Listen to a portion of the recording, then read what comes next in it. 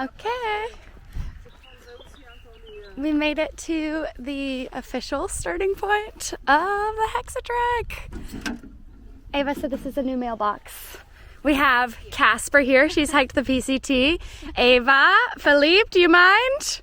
Philippe, he started our morning with, well, Casper and Philippe brought croissants for us. So, and what are we looking at? The official registry. Let's go. There's a tourist train leaving. Byron said, let's take that. You don't want to walk? Oh, I was going to take you. Yeah. Case, say something. Is it already going? Yeah, it's going. Oh, say something intelligent. I got nothing for you, Byron. Okay. This is the No intelligent thoughts No here. intelligent thoughts. The good news is we're not lost. We're not lost. We're just going on a journey. And that's okay. Sometimes it's okay to just be. It's officially the start of the HexaTrek. As you guys saw, we just left the mailbox. I'm not sure. We're going to try and go 12 miles today. That is how many kilometers? 20 kilometers. So we're going to go 20 kilometers to a castle, the Fleckenstein Castle. And the HexaTrek app does have a little bit of commentary of places along the way. So I'll be able to tell you a little bit about the castle when we get there. But for now, look at all of these beautiful vineyards. Well, vines, I guess, on a vineyard. This is wine country here, so I think we'll be probably partaking in a bit of midday wine stops if we pass through the town. only one. We can't get any crazy business going on, but we gotta enjoy it while we're here, right? All right, let's get to hiking. See you down the road. So the HexaTrek is a 3,000 kilometer trail altogether, but it's a collection of GR trails here in France, and I could not tell you what the meaning of GR trail is. It's long. It means long distance. Byron's telling me. So we have officially just seen our first long distance trail sign. The HexaTrek was established in 2021, correct? That's good. 2021, and we are probably I think it was 200 or so that have started the trail this year. So it's definitely gaining some popularity, but we're really excited to be out here. And we're officially just now coming into our first little wooded section, which I think is just simply a little walking path down to town, but really nice. Yeah, all right. Yeah. Oh. So we were just saying that, or Casper rather was saying that these houses look like Snow White, and my best friend has a almost 2-year-old that is obsessed with Disney princesses and Snow White. So I'm filming this for her. This is for you, Emmy.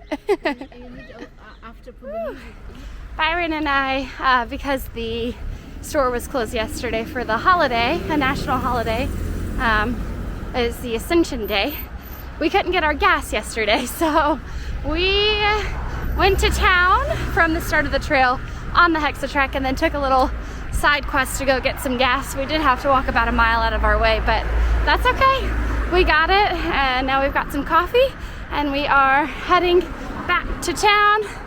This is just the little bit of the stroll, just a regular day in the city.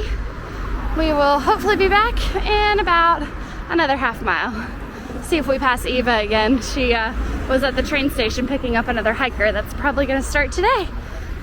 Boogie boogie. Okay, we just walked up and Byron spotted the HexaTrek sign.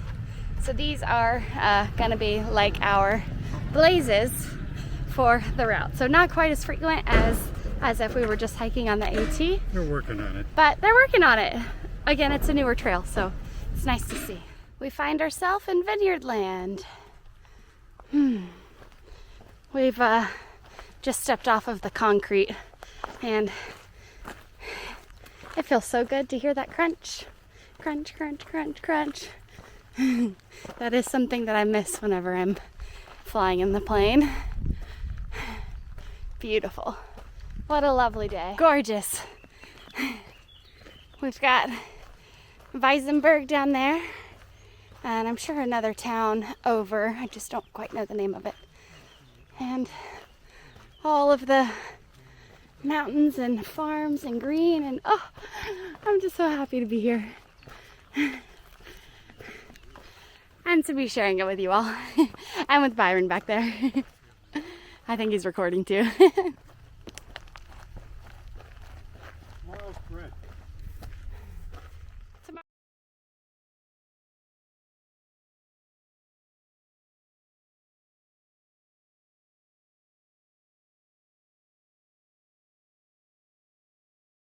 We took a very, very slight detour. Went down like a bike path instead of a walking path. So we are back on track, and which really didn't take too long. We just had to go up a hill. And we are heading to a shelter, which should be in less than a mile. We're just gonna try and find our way here. And I believe it's going to be to the left. All right, to the left, Byron says. All right. Cool, this is camping here, wild camping. It's called bivouacking. And I'm probably pronouncing that with more of a southern accent than a French accent. But you can technically wild camp in a lot of places from 7 p.m. to 7 a.m. or sunset to sunrise. And you just get up and go in the morning. So that's kind of the plan that we have. And I think I'm gonna try and probably camp most nights, even if we stay at like hostels or something like that. It's just easier to camp and stay in my own tent, but I will never pass up on a shower if I get the opportunity. All right, I'm babbling now. We'll see y'all at lunch. Yeah, we just came around the corner and found the shelter that we were looking for to have lunch at. It's a stone shelter. Looks like it was originally built in 1708 to look like that. And now, after all these years, it looks like this. Byron says it looks like Hansel and Gretel. Let's go explore a little, shall we? Made a spot? I don't know that we can go in, but let's give it a try. Oh, we can. Look at this. Refuge. Byron said a lot of times hikers will come up here and like get off the train and come right in. Whew. It's a little creepy. I don't know that I would want to stay in here, but it does have a nice cool feel to it from the stone, I'm guessing. Maybe I'll come and eat in here. Okay, for lunch we have baguette. This is sausage, like salami. Oh, right in my camera. That's okay. We have cucumber, arugula, and a little Gouda. That is what I call a trail meal. No more ramen for us. The Finnish sandwich. How do you say I eat? La mange? Je mange. Je mange. Oh.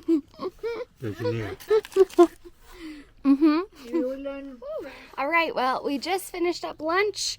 We ate half of our baguette. Byron and I both got one big baguette, and we just split it, so we're gonna have it for a couple of days, probably eat some tonight, maybe in the morning as well. So we'll see. And we met up with Mua and Marlene, I think I'm pronouncing it right, who we had bought, Byron had bought cookies for them for a snack.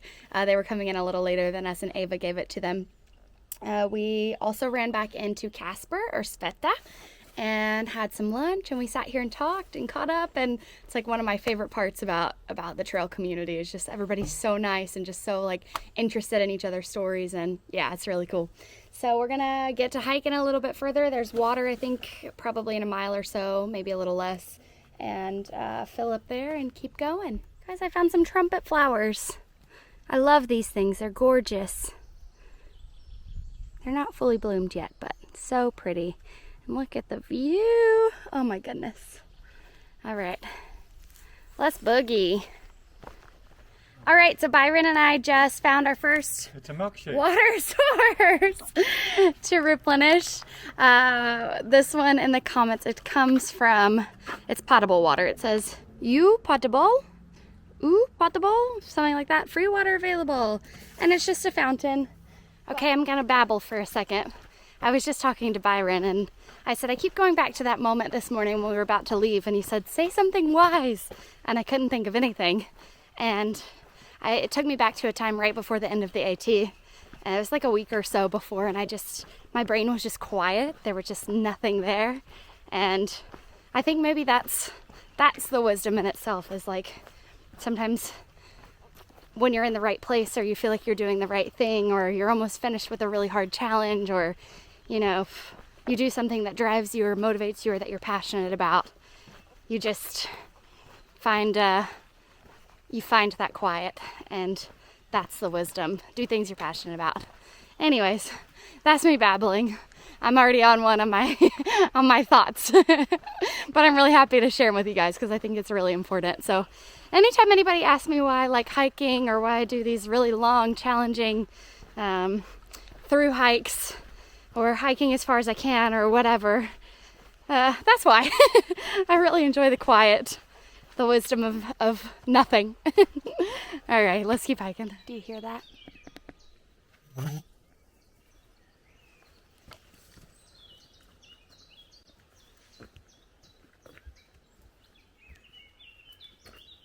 Okay, we are walking into the town of Climbach, and I think it's just a little cruise through, and we'll be on our way.